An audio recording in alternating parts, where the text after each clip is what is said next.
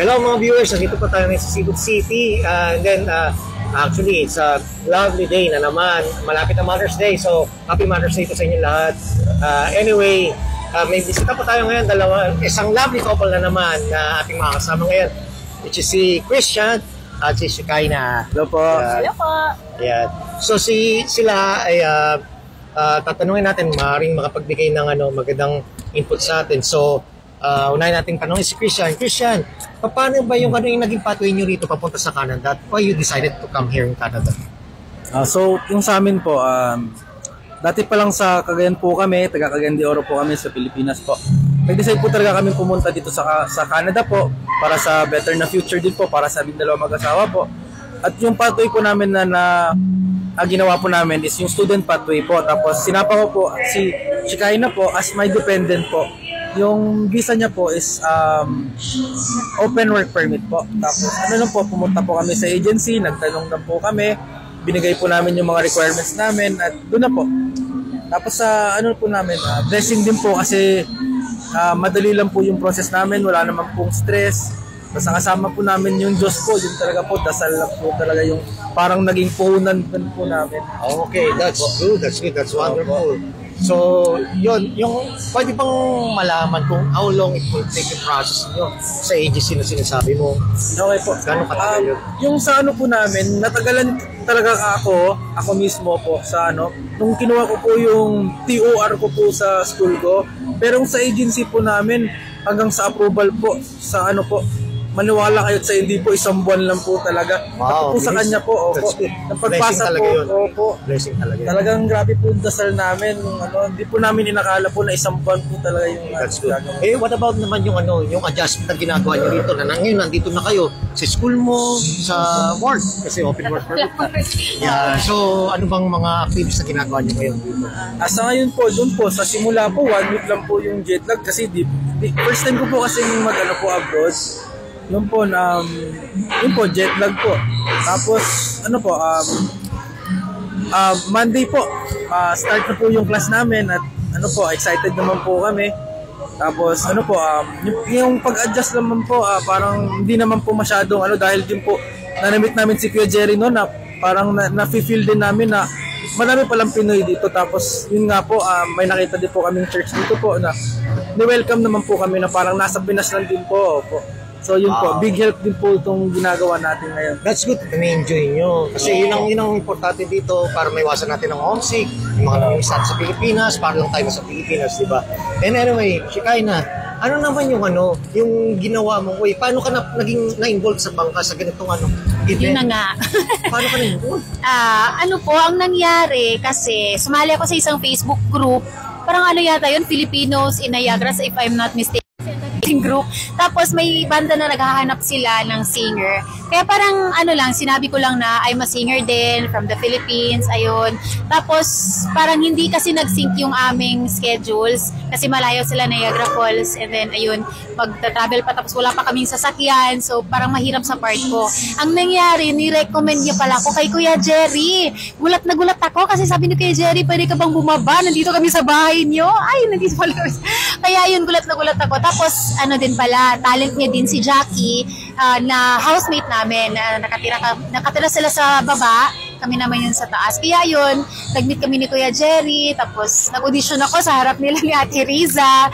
Ayun, nakapasa naman. Kaya naging part ako ng Bangka Canada Productions. And I'm so grateful and I'm so happy to be a part of a Filipino natawag dito, music community dito sa Canada.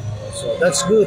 So, ano naman yung, so far, ano naman yung na-experience mo ngayon as an artist na nagpa-perform ka sa bangka?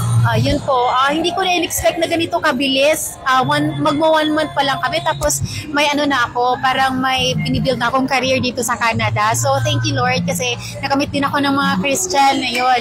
So, I'm so grateful and then, kahit na medyo at first nag-adjust ako kasi nga iba yung sa Philippines, iba din naman yung crowd dito although mga Pinoy pa rin, pero meron ding ibang mga lahi kasi dito sa Seafood City. Kaya yun lang naman so far, nag-e-enjoy talaga ako kasi mga kababayan ko rin yung ini-entertain ko. Yeah, that's good, that's wonderful. Actually, kung hindi niyo may tatanong, si si Shekinah ay isa sa magiging main artist ng Bangka coming of October 12 sa Niagara Spotlight.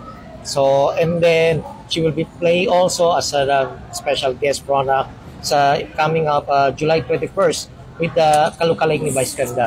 So, yeah. Ano naman may feel, ano na feel mo na napasama ka sa mga ganung medyo parang dito sa kanto biglang ano ka, biglang nagulat ako. Yes, parang ngayon ko lang kasi nalaman. Parang today lang talaga. Ayun, I'm so overwhelmed pa po. Tapos parang nagulat talaga ako. Final na ba yan? Kaya ayun po yung I feel so grateful. Ayun, and I feel like I really belong. Ayan, I belong. Tapos excited na ako mag-perform sa malaki po yung event. Ayan po. Ayan. Yeah. So, okay. So, mga viewers, sana po supportahan po natin yung mga local artists natin dito at saka yung mga events. So, Shekinah, would you like to invite your friends or yung mga nandito na gusto na mag-support your coming show sa October 12 for the Niagara Spotlight, and then the other one is Kalukalay ni Vice Ganda sa July 21. Ayan, yung calling on my fans, siya. Ayan, and magiging fans pa, diba? Malay natin. At lahat ng mga kababayan natin dito sa Canada, I am inviting all of you this coming October 12 for Niagara Region Spotlight. And on July 21, magiging po ako featuring sa show ni Kalukalay ni Vice Ganda. Ayun. Sana makapunta Yeah, kayo. would you like to invite the other talented also na gusto nila mag-audition? And of course, alam ko po na marami po tayong mga talentado mga kababayan dito sa Canada. Kaya kung gusto niyo pong mag-audition at maging part po ng Bangka Canada Productions, meron po tayong Facebook page. Ayun, ito na yata. Ayan, Bangka Canada Productions. Ayun, mag-message po kayo and meron din po yata ang QR code dyan. Kaya wag po kayong mahiya at sabay-sabay po nating i-pursue ang ating mga dream na career dito sa Canada. Wow, that's wonderful. Yes. And lastly, would you like also to invite for the Miss also, especially that's the reason why we are here to support the Miss. Yes po. Ini-invite po namin kayong lahat. May dalawa po tayo, may 2-day outdoor concert event po tayong gaganapin sa June 22nd and June 23rd dito po sa North York, Toronto. Meron pong 18, ayan, hindi lang isa, kundi 18 epic artists and bands na magpe-perform para sa ating lahat. And of course, merong food vendors and open po sa lahat ng ages. Kaya lahat po pwede niyong isama at mura lang po ang ticket natin. Kaya sa gustong bumili ng ticket, punta lang po kayo sa missmusicfestival.com. Wow, wonderful. So much. Thank you very much talaga sa inyo. Talagang binigyan nyo ng time kahit paano may share yung pathway nyo, yung mga na-experience nyo dito. Basta ganun, makatulong naman sa ating mga viewers.